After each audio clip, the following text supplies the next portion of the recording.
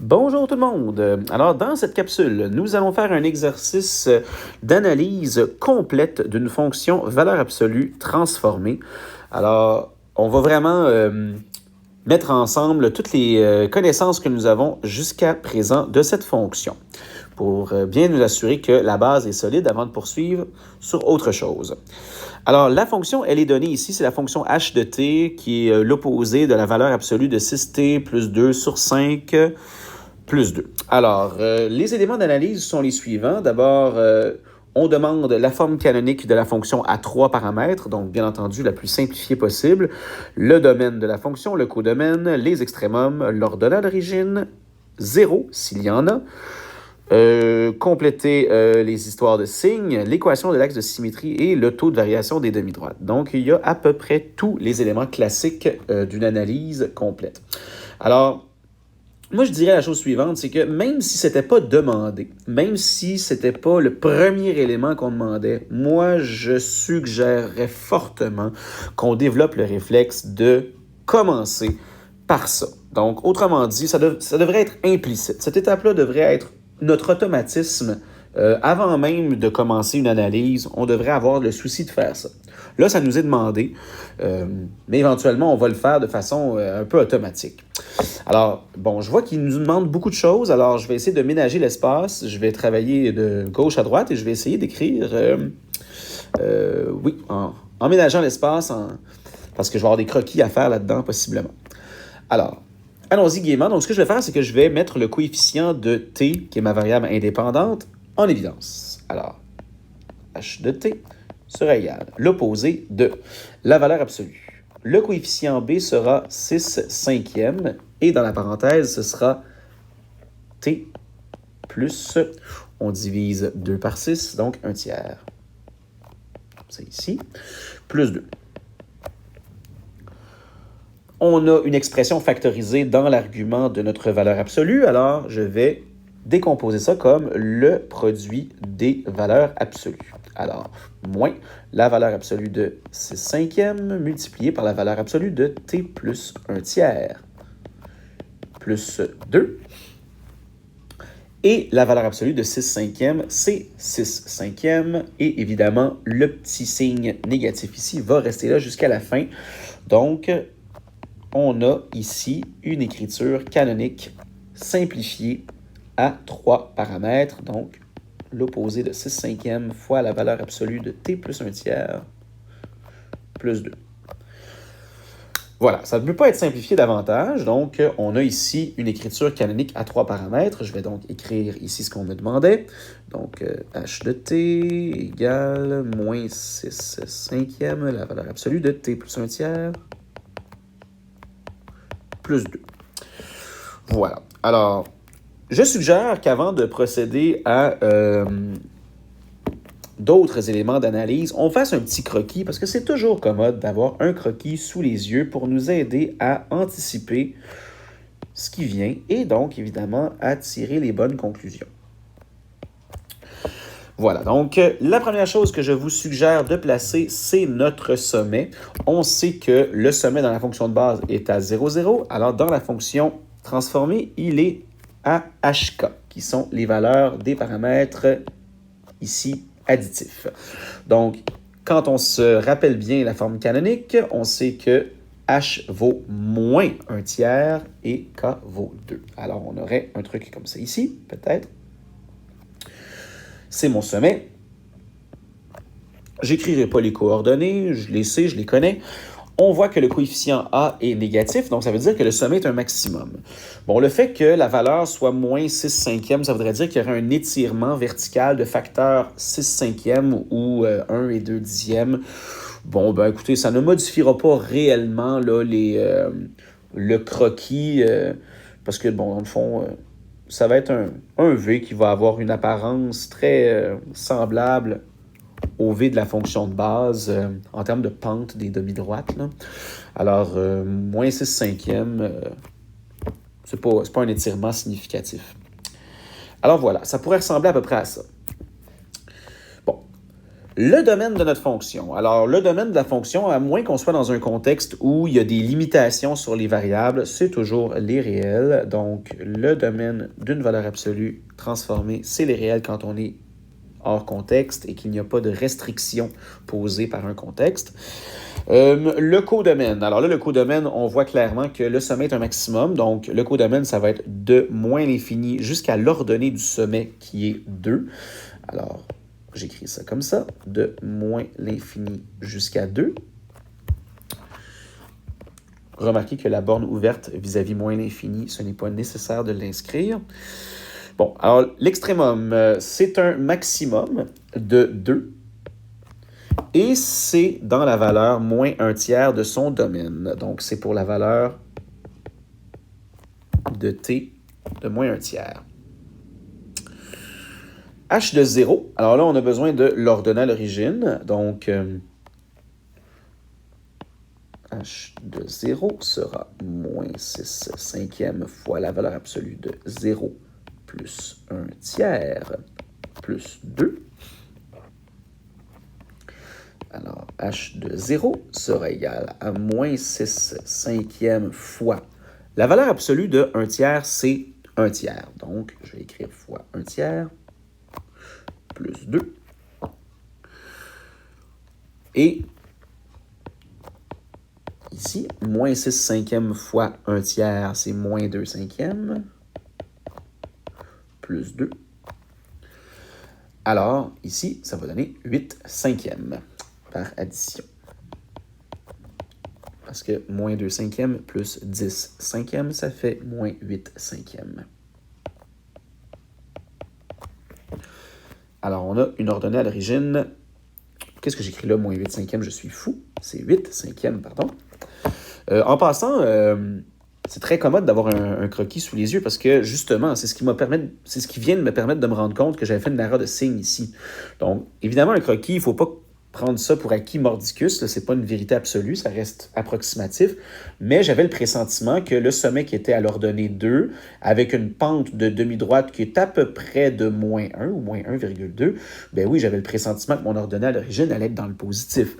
Et là, j'arrivais avec une ordonnée à l'origine négative qui était tout près de moins 2. Alors, je me suis tout de suite douté qu'il y avait une erreur de signe quelque part, et effectivement, elle était là, mon erreur de signe. Je suis allé un peu rapidement, et bref, c'était juste un petit coup d'œil dans le croquis qui m'a permis de corriger mon erreur rapidement. Alors, double utilité du croquis. Donc, H de 0, 8 cinquièmes. Voilà. On me demande maintenant les zéros. Alors, les zéros, évidemment, on peut utiliser la forme qui nous a été dès le départ et résoudre une équation en utilisant cette forme-là. On peut aussi utiliser la forme canonique simplifiée, parce que ce sont deux formes qui sont équivalentes. Alors, moi, je vais utiliser la forme canonique simplifiée, mais sachez qu'on peut le faire aussi avec la forme initialement donnée. Je vais changer de couleur, ne serait-ce que pour, je sais pas, pour donner un peu de vie à tout ça. Alors, le 0 ou les zéros, donc... D'abord, ici, je le sais qu'il y a des zéros. Ça, c'est un petit truc qui est très, très simple à garder en tête. C'est que quand on voit que la constante qui positionne le sommet est de signe contraire que le coefficient de la fonction, il y a nécessairement des zéros. Donc, on voit que le sommet est à l'ordonnée 2, donc au-dessus de l'axe des abscisses, et que le coefficient de ma fonction est négatif, ce qui veut dire que le sommet est un maximum. Donc, nécessairement, il y a présence de 0. Okay? Donc, dès que le coefficient A est de signe opposé à la constante K, nécessairement, il y a des zéros. Okay? Et ce serait vrai aussi si le A était positif avec une constante K négative. Il y aurait aussi des zéros. Okay? Donc, ça, c'est toujours possible de faire cette petite vérification-là avant de se lancer dans des calculs, parce que des fois, il n'y en a pas, et de faire plein de calculs pour s'en rendre compte, ben, c'est peut-être une perte de temps.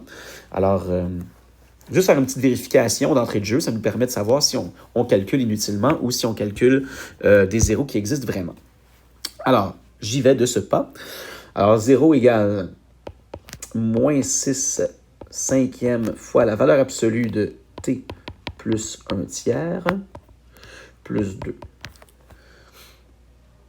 Alors maintenant, on isole la valeur absolue. Je vais soustraire 2. Donc, moins 2 sera égal à moins 6 cinquièmes. Il faut la valeur absolue de t plus 1 tiers. Je multiplie par 5 et je divise par moins 6. Donc, ça donne moins 10 sixièmes. Moins 10 sur moins 6, en fait, ce qui donne 5 tiers. Égale valeur absolue de t plus 1 tiers. Et là, ben, on a une valeur absolue qui est égale à 5 tiers. Ça veut donc dire que là, on va séparer notre démarche en deux parce qu'on se ramène à la définition de notre valeur absolue. On dit l'argument qui est ici t plus 1 tiers peut être positif ou il peut être négatif. Donc, à ce moment-là, on se ramène à notre définition pour enlever les barres de valeur absolue pour aller isoler t. Alors moi, j'ai l'habitude de présenter la suite de cette façon-ci. Alors, je vais juste comme séparer la démarche en deux branches disjointes ou distinctes. Et première branche, c'est lorsque l'argument t plus 1 tiers est positif. Donc, qu'est-ce que je fais dans ce cas-là? Ben, ça veut dire que mes barres de valeur absolue n'ont pas d'incidence, alors je peux les retirer sans changer quoi que ce soit. Alors, ça voudrait dire que 5 tiers sera égal à t plus 1 tiers. Et donc, je vais avoir un t de 4 tiers. Voilà, ça serait un premier 0. Le deuxième, ou la deuxième partie de la démarche, c'est lorsque l'argument t plus 1 tiers, je suis ici, l'argument t plus 1 tiers, s'il était négatif, je retire les barres de valeur absolue et je change son signe. Alors, si t plus 1 tiers était négatif, qu'est-ce qu'on fait dans ce temps-là? On enlève les barres de valeur absolue et on change le signe. Là, on peut distribuer le moins, mais je peux appliquer le moins sur le 5 tiers. En fait, je peux diviser par moins 1, et là, ça va juste être peut-être un petit peu moins d'étapes. Alors, moins 5 tiers égale t plus 1 tiers. Et en soustrayant 1 tiers, j'ai donc que t vaut moins 2.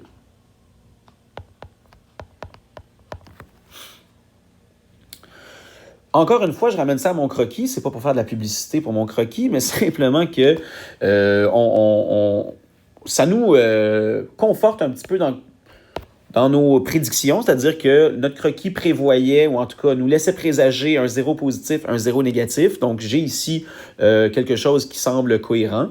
Donc, j'ai 4 tiers ici. Donc, effectivement, 4 tiers, ça semble être logique. Et ici, moins 2. Et une chose que vous pouvez faire aussi, qui est une vérification qui est très simple, mais qui est quand même facile à faire, mais qui est super commode, c'est de vérifier si les zéros sont symétriques par rapport au sommet. Okay? Ça, c'est une autre façon de vérifier. C'est une autre façon aussi de travailler. C'est-à-dire que tu regardes, tu vois ton sommet, tu dis le sommet est à moins 1 tiers. Okay, donc, l'axe de symétrie est à moins 1 tiers. Et là, tu vérifies, est-ce que mes zéros sont symétriques par rapport à moins 1 tiers? Donc, quelle est la distance entre chacun des zéros et moins 1 tiers? Donc, mettons, je vais zoomer un petit peu dans le dessin. Donc, la distance qui est ici,